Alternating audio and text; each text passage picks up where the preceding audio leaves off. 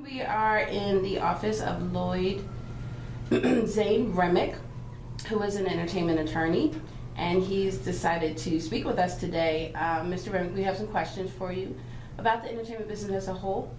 Our first question is, being a Philly native as you see it, in your opinion, why do Philly artists have to go to New York or to LA to pursue their dreams?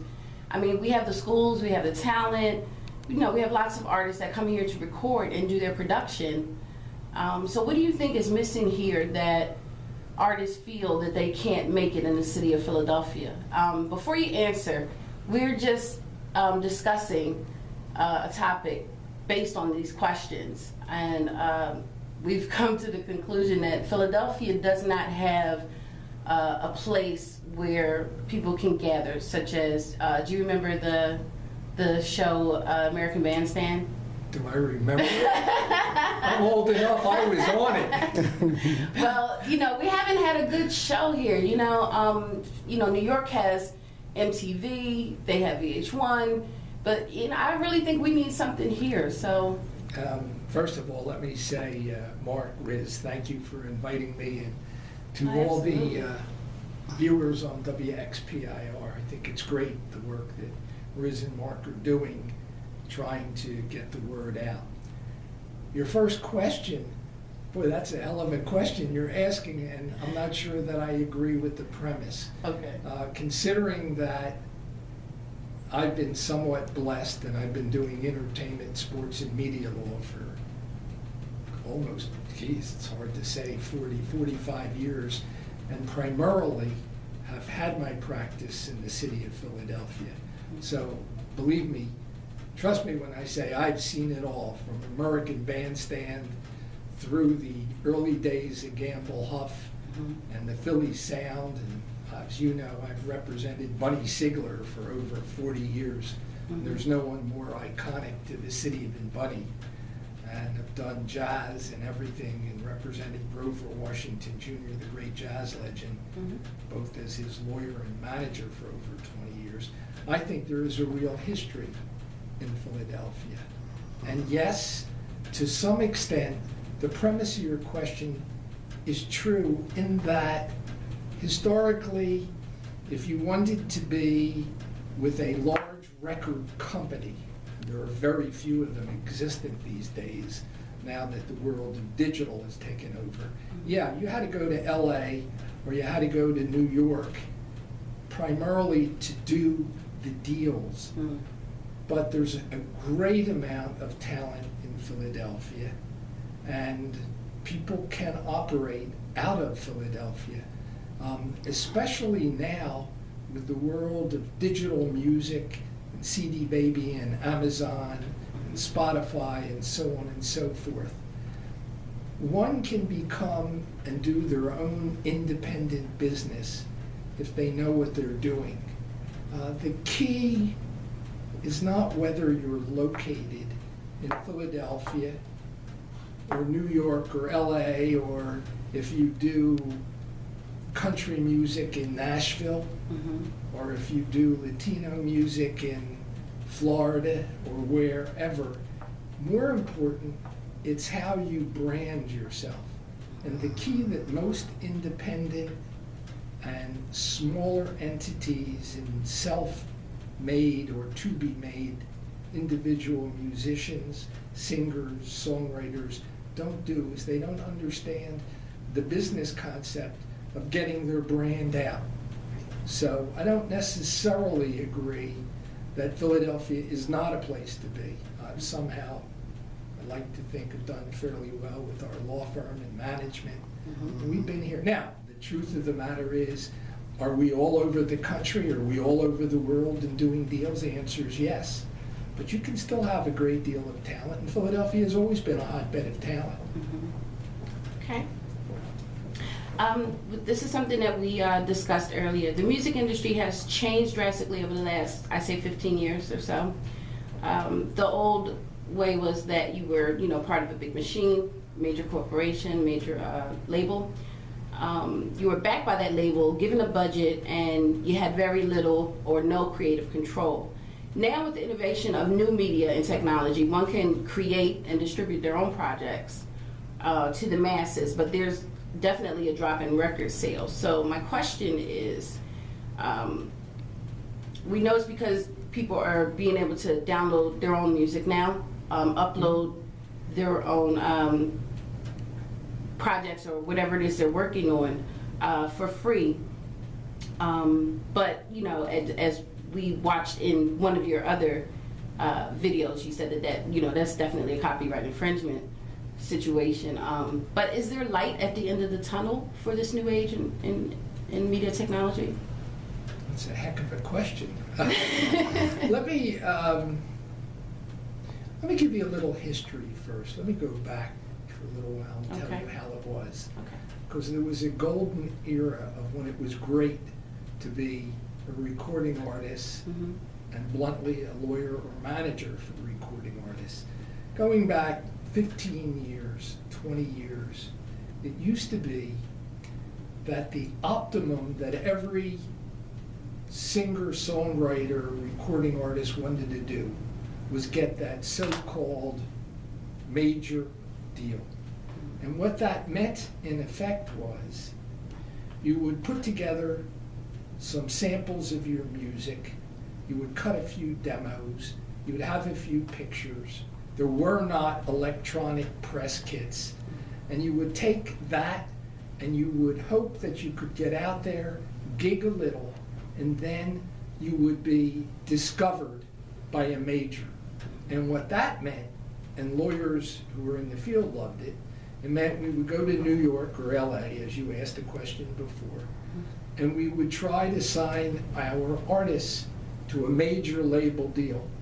And in those days, we used to disappear for a weekend, go to LA or go to New York, go out, wine, dine some people, and hopefully you would come back after they would see your artists with a typical deal going anywhere from $250,000 to $500,000, where you would get an advance, and you would get album, not CDs, but they were called albums in those days. You would get an album guarantee or a 2 or a 3 year deal. You would get tour support, and you would get radio promotion. The key to selling a record was getting radio promotion. And the truth of it is that radio still controls a lot of the promotion, even now with independents. But in those days, you're right, the record company played the primary role in promoting. And then we used to have what we call independent promotion men. And if you were good enough and big enough, the record company would assign promoters to go around and get you airplay, or attempt to get you airplay. You would get airplay, people would love your music, you'd start doing gigs, you got tours, radio, record companies would give you tour money, support to get started. And then even, as crazy as it sounds, even if you didn't sell a lot of records on your first LP or CD, they would be willing to go to the second and build a career. Forget it, those days are over. Now, if you're an independent, you have to do a lot of this yourself. And the key word, if you take one thing away from this interview, is branding. You must learn to brand yourself. You have to have a street team. You have to get your stuff out there. And though the major deals like that, with very few exceptions, and are very rare, there's still room for opportunity. How do you do it? If you're an independent, you make use of all of the things that are now much more current. You make use of YouTube. Earlier in the years, in the decades, we would hope that some record company would fund a video. And sometimes they put $100,000 into the making of a video, or if it were Michael Jackson, it could be $500,000 just to get a video. Well, now you can shoot your own video and have it up in YouTube in a day. So that there's good and there's bad, and there's nothing that's black and white in this world. It's all shades of gray. I think independents have a lot of ways of promoting themselves. And if they can get a street buzz going, and they can get YouTube, and they can get some of their cuts up on Amazon or iTunes or whatever it is, suddenly the world can find their music. And if it's like anything else in life, cream rises to the top. If you're really good, whether you're an independent, you can really make it. One of the keys, I will tell you, I'm still convinced of this, is building a team around you. Nobody can do it in this business by themselves. You need qualified people to help you, whether it be a manager, an agent, a promoter, a lawyer, whatever it is. You've got to have a group working for you. But a lot of groups, nobody's coming to you these days. You got to go out and get it yourself. You got to brand yourself. Okay. Thank you. That actually leads to my next question. Most new artists are in the entrepreneurial spirit, as we discussed the YouTube and things like Reverb Nation. They're actually, it's very important to brand yourself. So we totally agree with that. They are actually doing this. One of the keys that I'm seeing a lot of artists are having difficulty with is the wearing of too many hats.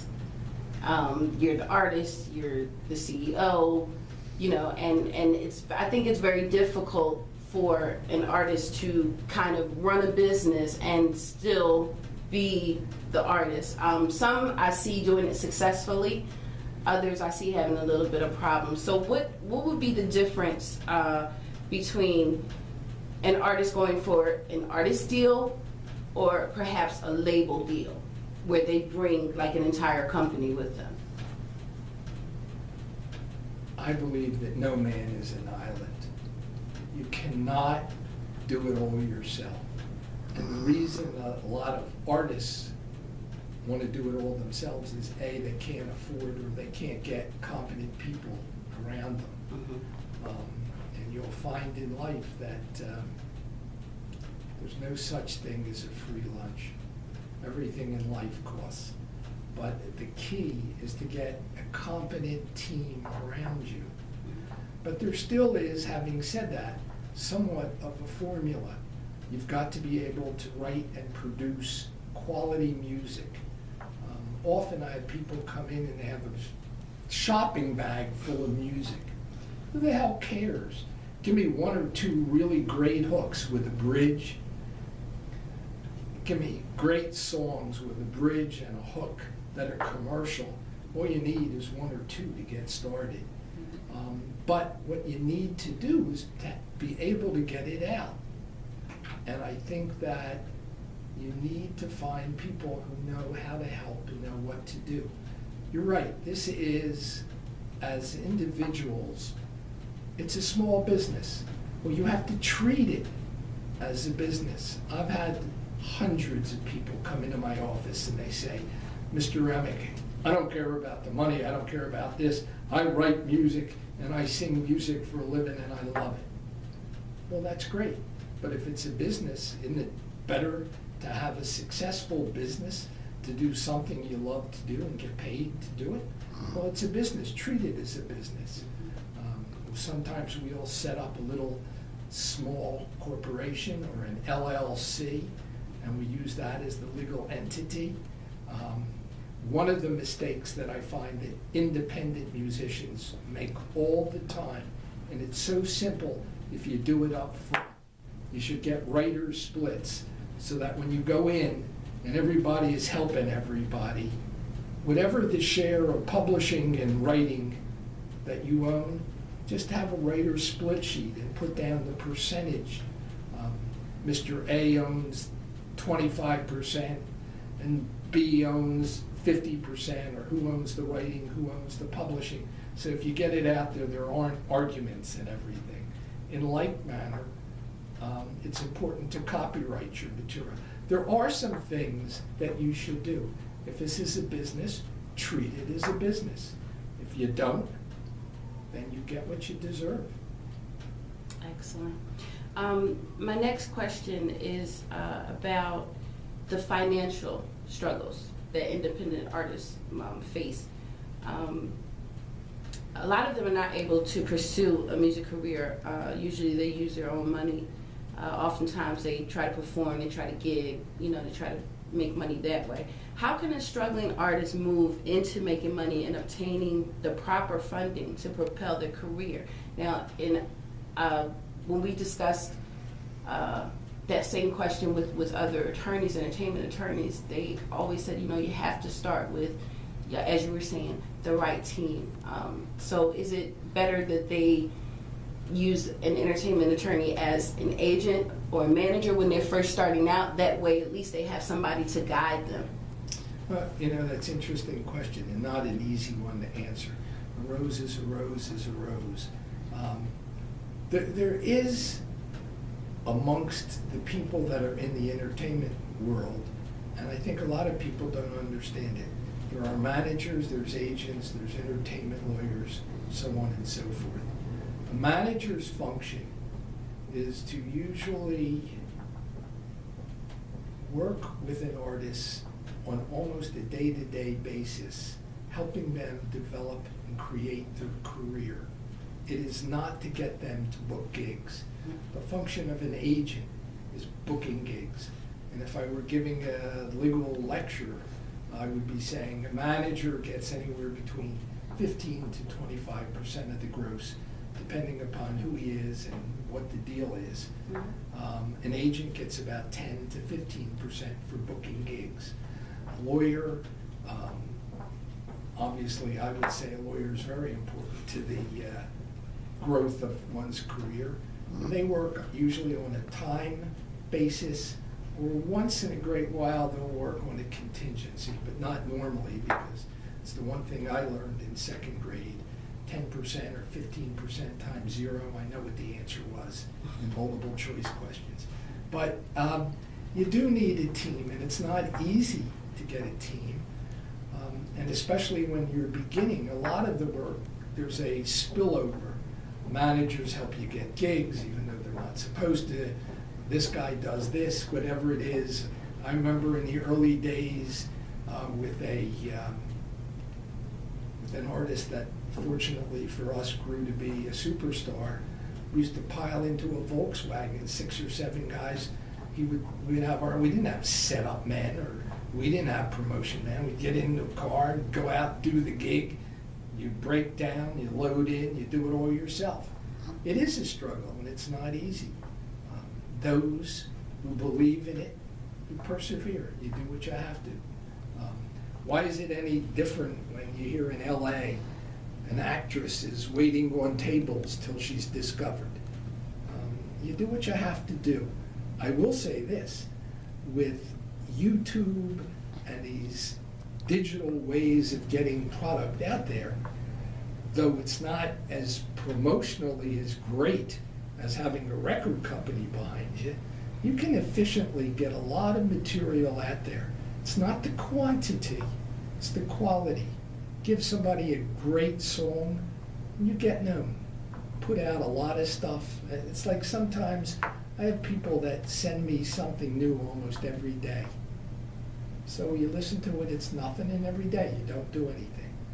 But if it's something really, really good, it can get out there. And there are still opportunities, and though there are very few, there are still record companies who will sign people, and there are people who are still doing major tours, and there are people who are making great amounts of money. So it's like anything else in life.